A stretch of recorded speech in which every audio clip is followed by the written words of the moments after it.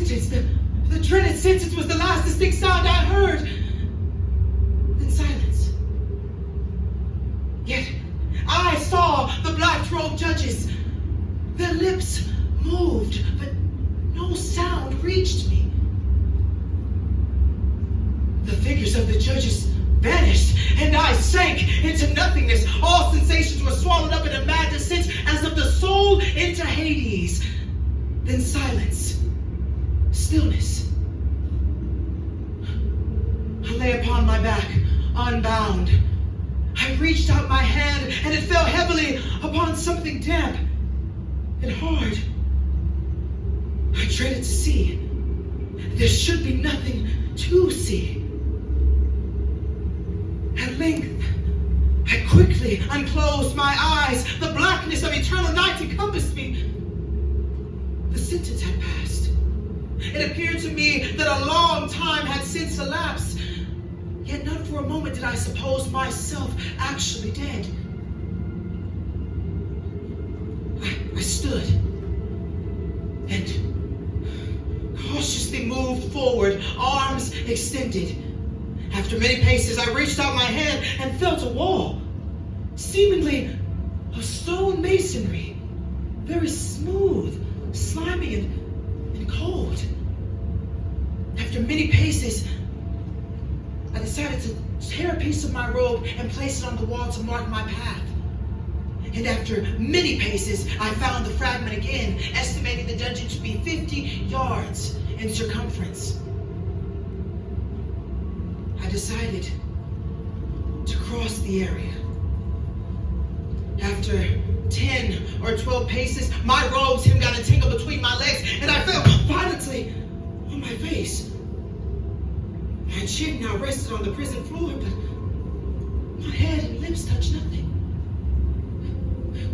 I shuddered to find I had fallen to the edge of a circular pit. I dislodged a small fragment of stone from the floor and let it fall into the abyss. For many seconds, I hearkened to its reverberations as it dashed against the sides of the chasm in its descent. At length, there was a sudden plunge into water, succeeded by loud echoes. Exhausted from my exploration, I slumbered.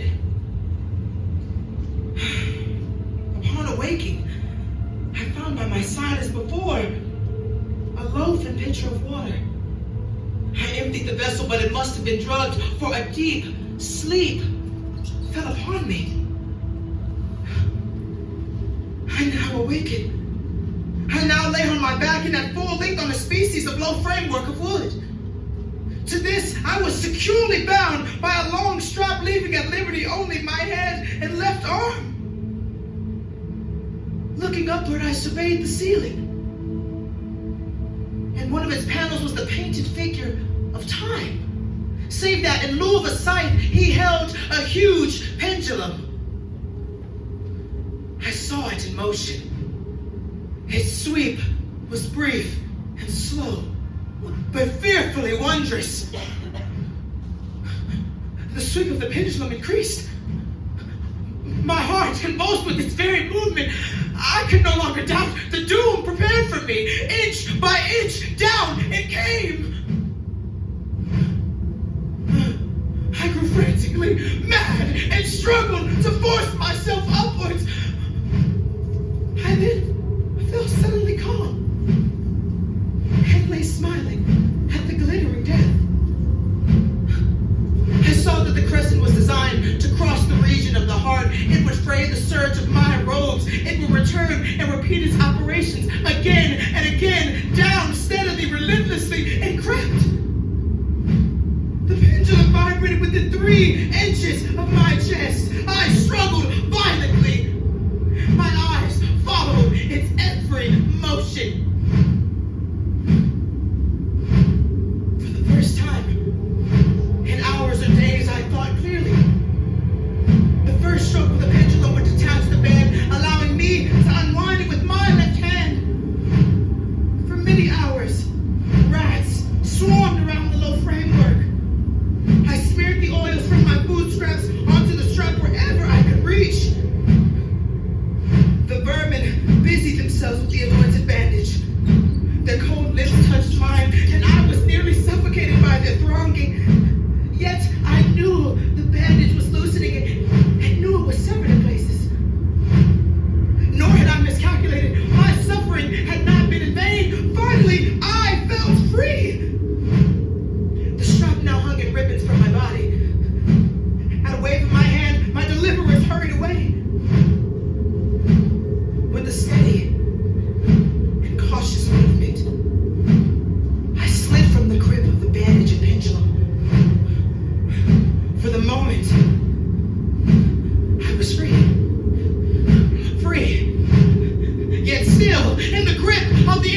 Inquisition. I had just stepped from my bed of horror when the machine ceased.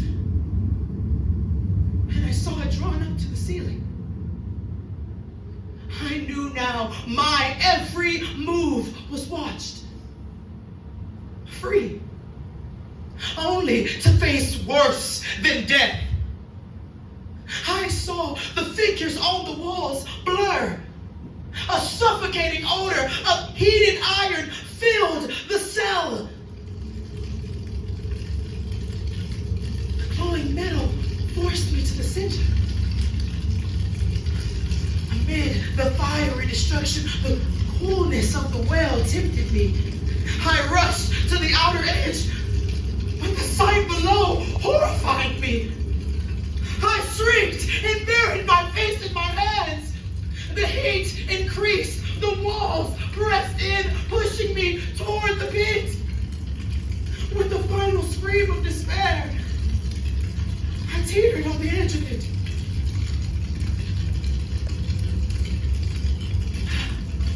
There was a discordant hum of human voices. There was a loud blast as of many trumpets. The fiery walls, they rushed back. An outstretched arm caught my own as I fell fainting into the abyss. It was that of General Assault. The French army had entered Toledo. The Inquisition was in the hands of its enemies.